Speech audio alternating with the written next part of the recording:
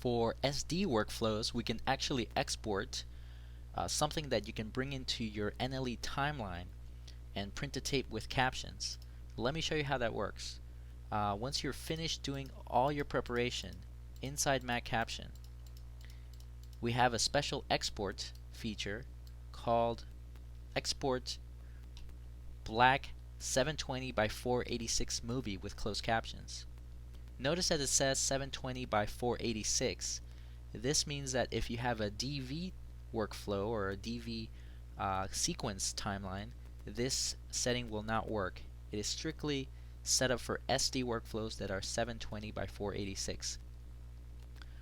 Once you select this, you'll get an export screen wherein you can save your new QuickTime movie that you can import later into your NLE system for captioning.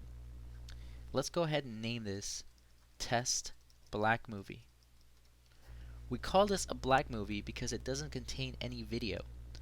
It only contains caption data, and this caption data can be read by your nonlinear editing system and be interpreted by the capture hardware or capture card inside of it. You'll also notice at the bottom that encoding has been set for Blackmagic Decklink.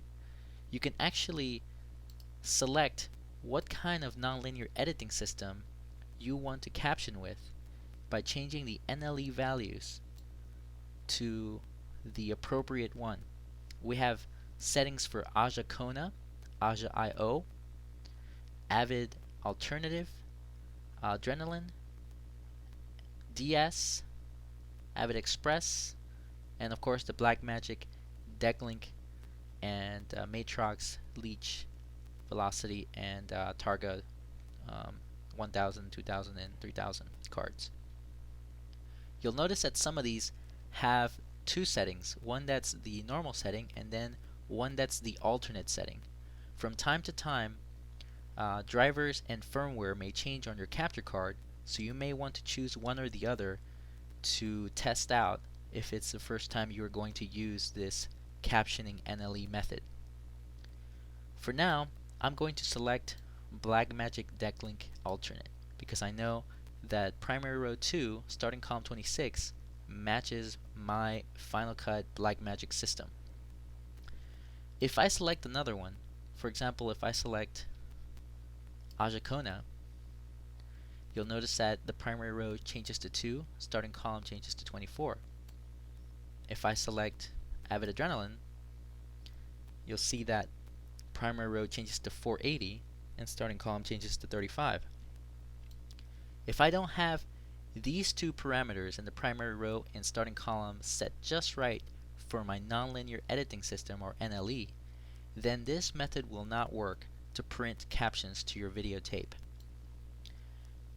I know from experience that my Decklink Blackmagic Alternate setting will work just fine with my Final Cut system. In the event that none of these presets work on your NLE system, you can find your exact NLE settings by going to the Help menu and selecting Finding NLE Settings. This will take you to a website that will explain step by step how to get your exact NLE settings. Once you have those exact NLE settings, then you can actually type them in by hand over here in the primary row.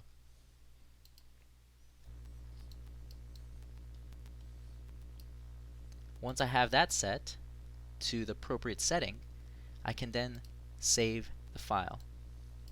The next window you will see are the compression settings window. Right here I can select the codec that will work best for my nonlinear editing system. If you select animation, this is a codec that is generic and is usually used for graphics to be imported into your timeline in your NLE system. However, animation codec requires a lot of rendering. So if you select a codec that matches your NLE system, then you can avoid any rendering whatsoever. For example, if I was exporting this to an Avid Symphony, I would probably select the Avid Meridian compressed codec or the Avid Meridian uncompressed codec. This will avoid any rendering time when I actually import my video clip to the timeline. You can select as many codecs as are available in your system. But if for some reason you don't have codecs available in your system for your particular NLE system, you can download those from the manufacturer's website, such as Avid, Blackmagic Design, and Aja. I know for a fact that my Blackmagic card can accept the uncompressed 8-bit 422 codec. So I'm going to select that. Hit OK, and then it only takes a few seconds to export the QuickTime. Once I have this QuickTime, I can then import it right into the timeline and marry it with my video to produce a closed captioned Betacam SP or digital Betacam master or the like. Let me show you what that Black Movie looks like. There's no video here. However, if I scrub through the QuickTime, you can see that there are white lines that appear at the top of the screen that change. These lines represent the captioning and can be decoded by your television set if your captions are selected and turned on to CC1.